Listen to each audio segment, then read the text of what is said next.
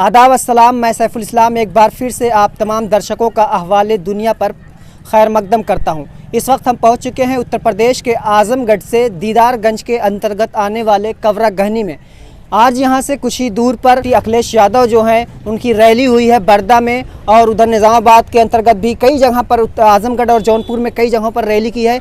जिसके बाद यहां पर अब रैली से लौटते हुए कुछ लोग हमको मिले और कुछ पदाधिकारी मिले जिनसे हम यहां पर ख़ास बातचीत करेंगे। और यहां पर साजिद खान साहब है जो कि पहले कांग्रेस के एक वरिष्ठ नेता माने जाते थे और टिकट की दावेदारी भी उन्होंने की थी, लेकिन बाद में जब टिकट नहीं मिला तो उन्होंने एक गंभीर आरोप लगाया कांग्रेस पार्टी पर। उन सब बातों पर हम चर्चा कर चुके हैं। आज हम सबसे पहले साजिद खान से, जो कि लाल टोपी लगाए हैं जिसको मोदी जी और योगी जी ने रेड अलर्ट कहा था, आइए हम देखते हैं कि रेड अलर्ट अब इनके सर पर क्यों है।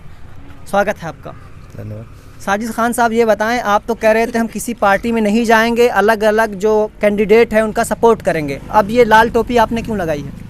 नहीं, ये मजबूरी हो गई क्योंकि प्रदेश को बदलना है।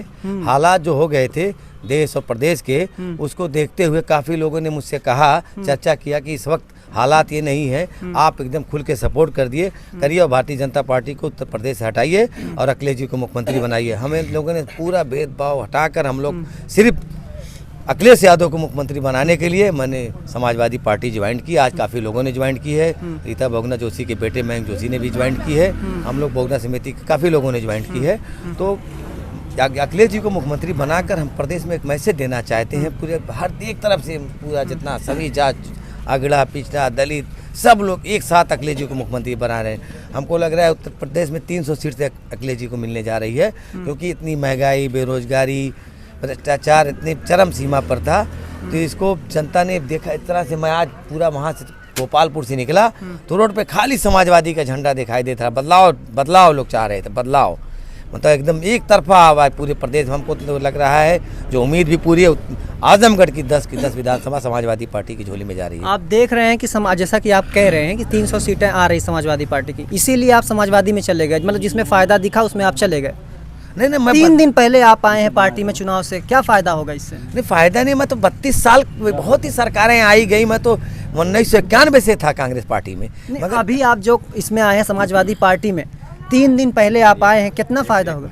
नहीं, फ़ायदा मैं आज 15 दिन से काम कर रहा हूँ, देख रहा हूँ, क्षेत्र में जा रहा था घूमने, लोगों का पूरा मन बना चुके हैं। पूरे प्रदेश से एक तरफा समाजवादी पार्टी की लहर चल रही, पूरे प्रदेश में लोग दे रहे थे। हम लोग भी उसी में समाजवादी पार्टी में मिलकर काम किया जाए। किसी बगैर समाजवादी की उत्तर प्रदेश सरकार नहीं बन सकती थी। हम लोगों ने मन बनाया, इमरान मसूद साहब छोड़ दिए, बहुत से लोगों ने छोड़ दिया, कांग्रेस पार्टी छोड़ा। तो बर वक्त बदलाव करना है, प्रदेश से भारतीय जनता पार्टी को उखाड़ फेंकना है, क्योंकि बुलंदी देर तक किस के हिस्से में रहती है, बहुत ऊंची इमारत हर घड़ी खतरे में। भारतीय जनता पार्टी बहुत ऊंचाई पे चढ़ गई। देश में, पूरे देश में भारतीय जनता पार्टी की 25 प्रदेशों में सरकार बनी, मगर जितना से ऊंचाई पर चढ़ने के बाद भारतीय जनता पार्टी धीरे धीरे हर प्रदेश से साफ हो रही है। 22 में यहाँ से भी साफ हो रही है, उसके बाद 24 में भी सेंटर से भी साफ होगी। अब लोग, बेरोजगारी बहुत चरम है। 200 रुपये से ऊपर आप देख लीजिए कड़ुआ तेल है, 100 रुपये से ऊपर पेट्रोल है। मतलब कोई एक आदमी, गरीब आदमी 300 रुपये अगर कमाता है तो मतलब अपनी सब बाल बच्चों कैसे पढ़ाई कैसे कराएगा, तालीम कैसे दे, रोजगार है ही नहीं, नौकरी है ही नहीं, कहीं कुछ कोई मतलब ही नहीं शिक्षा उच्चा का। तो अब लोगों ने अखिलेश जी के नेतृत्व में सब लोग पूरा प्रदेश चाह रहा है, इस बार अखिलेश जी को मुख्यमंत्री बनाना है बस। साजिद खान साहब, हम आपसे फिर बात करेंगे, लेकिन अबुल जैस अंसारी साहब है जो कि एक वरिष्ठ नेता हैं समाजवादी पार्टी के, इनसे भी बात करते हैं कि ये जो कह रहे हैं कि महंगाई है और ये जो है भ्रष्टाचार है, दूसरी चीज़ जो ये कह रहे हैं, क्या ये सब मुद्दे उत्तर प्रदेश में कारगर साबित होंगे जहाँ की जात और धर्म की राजनीति होती है? क्या लगता है आपको? नहीं, साजिद भाई ने अभी जो कहा ये बड़ा मुद्दा है और इसी पे हम लोग काम कर रहे हैं। नहीं, आपको लगता है कि ये मुद्दा उत्तर प्रदेश में सफल होगा? बिल्कुल सफल होगा। और जो इन्होंने बात की ये 300 सीट, क्या आप भी इससे इत्तेफाक रखते हैं? हाँ। 300 पार प्लस। अच्छा साजिद खान साहब, अभी 3 दिन पहले, 3 दिन ही 15 दिन से काम कर रहे हैं। आज ज्वाइनिंग हुई है इनकी। उससे क्या हुआ, काम कर रहे हैं 15-20 दिन से। पहले बना था। अच्छा, हमने करा दिया था 15 दिन पहले। अच्छा, आपने ज्वाइनिंग करवाई है? जी। आप ये सचिव हैं उत्तर प्रदेश के, आपका भी स्वागत है। जी। तो क्या लगता है इस बार उत्तर प्रदेश में बदलाव होगा? बदलाव तो हो चुका है। हाँ, बस 10 तारीख गिनती हो जाए, फाइनल हो जाएगा। कितनी सीट? अखिलेश जी कह रहे थे 400, साजिद खान साहब कह रहे हैं 300, आप 300 प्लस। 300 प्लस। अच्छा। आज हमारे वरिष्ठ नेता समाजवादी पार्टी के अबुल अंसारी भाई साहब, जो हमारे बड़े भाई हैं, उन्होंने साजिद खान आजमी को पार्टी ज्वाइन करवाए हैं। मैं साजिद भाई का स्वागत करता हूँ उनके आवाज़ पे और तमाम लोगों की तरफ से स्वागत करता हूँ। और साजिद भाई के आने से पार्टी ज़िले में मजबूत हुई है, बहुत ज़्यादा मजबूत हो गई। हाँ, बहुत ज़्यादा मजबूत हो गई। हाँ, 30 साल की सियासत उनकी कांग्रेस में थी, लेकिन हम लोगों ने उनको पार्टी ज्वाइन करवाया और जैसे अंसारी के नेतृत्व में, तो आज जिला हमारा और ज़्यादा समाजवादी मजबूत हो गई पूरी तरीके से। क्या लगता है इस बार जो बदलाव होगा तो क्या जो पुरानी चीज़ें हैं, जैसे कि कहा जाता है, आरोप लगता है फसाद का, दंगा फसाद का समाजवादी पार्टी पर, तो क्या वो चीज़ें फिर वापस लौटेंगी? दंगा फसाद फिर से होगा जैसा कि भाजपा आरोप लगाती है? नहीं, समाजवादी पार्टी में कुछ बदलाव होगा इस तरीके का भी? बदलाव तो देखिए, हमारे जो मुख्यमंत्री हैं माननीय अखिलेश यादव जी, उतना पढ़ा लिखा कोई मुख्यमंत्री अभी तक आया नहीं है। राहुल गांधी जी, राहुल गांधी मुख्यमंत्री रेस में है ही नहीं है। उनकी बातें नहीं है। नहीं, मुख्यमंत्री के रेस में जो भी अभी तक प्रदेश में मुख्यमंत्री आया है वो अखिलेश यादव, माननीय अखिलेश यादव जी इतना पढ़ा लिखा है ही नहीं है। तो हमारे माननीय अखिलेश यादव जी जब आएंगे, मुख्यमंत्री बनेंगे, तो एक मजबूत कानून लागू होगा देश के अंदर, प्रदेश के अंदर, जिससे ना कोई दंगा होगा, ना कोई फसाद होगा, ना कोई मामूली चीज होगी, ना गरीब का उत्पीड़न होगा, ना बेकसूर कोई जेल जाएगा। सारी चीज़ें बेहतर होगी अखिलेश जी के नेतृत्व में। ठीक है, शुक्रिया। और मैं सबसे पहले चाहता हूँ आप अपना परिचय दे दें। जावेद साहब है, समाजवादी पार्टी। तो प्रवक्ता आप हैं, तो आपसे ये जानना आपसे ये जानना था, वो कह रहे थे कि अभी जब अगर समाजवादी पार्टी आएगी तो दंगा फसाद रुक जाएगा और जो कहा जाता है गुंडा राज है उस पर वो भी ख़त्म हो जाएगा, तो क्या आप किससे कितना सहमत हैं? क्या लगता है? इस वक्त तो हम लोग निकले हैं, अभी मैं 4 महीना पहले समाजवादी पार्टी ज्वाइन किया, और इसलिए ज्वाइन किया कि अब हालात वहाँ पहुँच गए हैं कि अगर नहीं उठी जनता, हमारे जैसे लोग, आम जनता नहीं उठी, तो अगर इन्होंने कहीं माने सिहर जाती है, शरीर सिहर जाती है, रोंगटे खड़े हो जाते हैं इस बात को सोचकर कि कहीं ऐसा ना हो कि इनकी सरकार बन जाए भारतीय जनता पार्टी की।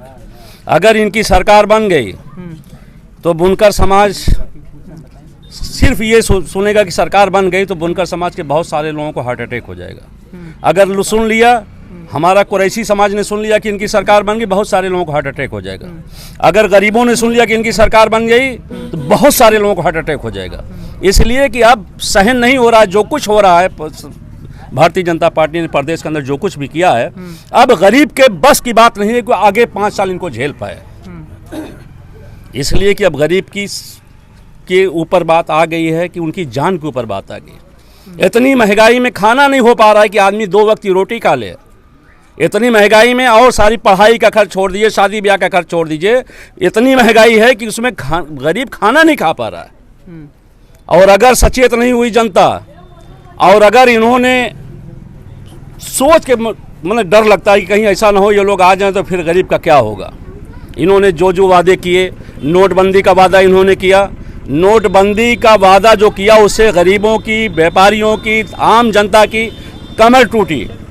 और उसके बाद आप ये समझ लीजिए कि मैं नहीं, मनमोहन सिंह ने ये बात कही है, प्राइम मिनिस्टर ने, पूर्व प्रधानमंत्री ने ये बात कही कि नोटबंदी 75 साल हुआ देश को आज़ाद हुए, नोटबंदी जैसा घोटाला अभी तक उत्तर भारत के अंदर नहीं हुआ था। सदी का 75 साल का देश की आज़ादी का सबसे बड़ा घोटाला अगर कोई हो तो नोटबंदी है। इनके पास पैसे का दरिया है, इन्होंने लूट के रखा है जनता का पैसा। ये नोटबंदी में फलाप हुए, ये जीएसटी डालकर इन्होंने व्यापारियों की कमर तोड़ी। उसके बाद ये आ गए आप ये जो है किसानों के पीछे पड़े। जो इन्होंने किसानों के खिलाफ जो कानून लेके आए थे पार्लियामेंट के अंदर से, उस पार्लियामेंट के अंदर से किसान इनके अधीन हो जाता। ये एक तरह से किसान को गुलाम बना लेते। तो किसानों के बात ये समझ में आ गई, उन लोगों ने जाके घेर लिया। दुनिया के लोकतंत्र में इतिहास रच दिया भारतीय जनता पार्टी ने कि वो किसान को जो पैदावार करता है, जिससे जनता खाती है, वो इस तरह का रवैया व्यवहार पूरी दुनिया के लोकतंत्र में कोई नहीं किसान के साथ किया है जो इस भारतीय जनता पार्टी की सरकार ने किया। मुझे नहीं लगता कि भारतीय जनता पार्टी की सरकार ये हमारे देश के लोग हैं, ऐसा नहीं लगता। ऐसा लगता है जैसे काले अंग्रेज दोबारा वापस आ गए हैं। वरना किसान का सर्दी उसी में बीती, बरसात उसी में बीती, गर्मी उसी में बीती, सड़क पर 13 महीना किसान बैठा रहा।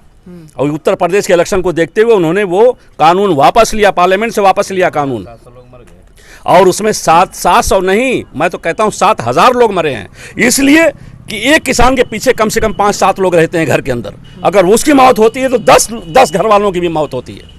तो आप यकीन मानिए हम लोग इसीलिए निकले हैं। और बड़ी मुझे खुशी है कि साजिद भाई हमारे जो दोस्त हैं, जो 30 साल से कांग्रेस को एक तरह से कांग्रेस की सेवा कर रहे थे। ज़िले के अंदर कोई एक नाम था कांग्रेस का तो साजिद भाई का नाम था।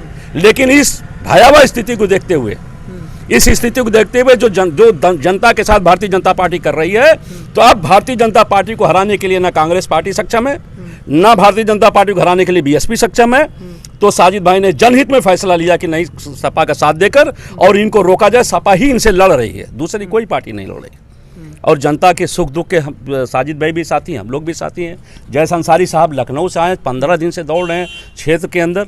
बड़ा योगदान इनका है। किसी कैंडिडेट से कोई पैसा वैसा नहीं लेकर अपनी 4-5 फॉर्चूनर से ये बेचारे लगे हुए हैं ज़िले के अंदर। और मुझे आशा है, पूरी उम्मीद है जनता के साथ, जो जैस अंसारी साहब ने, सब्बू साहब ने, जो प्रदेश सचिव हैं, वो साजिद भाई ने, हम लोग ने जो मेहनत की है, मैं दावा करता हूँ, सीना ठोक कर दावा करता हूँ, अपनी जनता और आवाम के ऊपर दावा करता हूँ कि 10 की 10 सीटें समाजवादी पार्टी लेकर जाएगी यहाँ जिले के अंदर। अच्छा, यहाँ पे जो विपक्ष है, क्षेत्र की बात करते हैं, क्षेत्र में जो विपक्ष है वो आरोप लगा रहे हैं कि जो जो कैंडिडेट बनाया गया है समाजवादी पार्टी द्वारा दीदारगंज से, उनके अंदर कोई क्वालिटी नहीं है एक विधायक बनने की। सिर्फ इस वजह से उनको टिकट दे दिया गया है।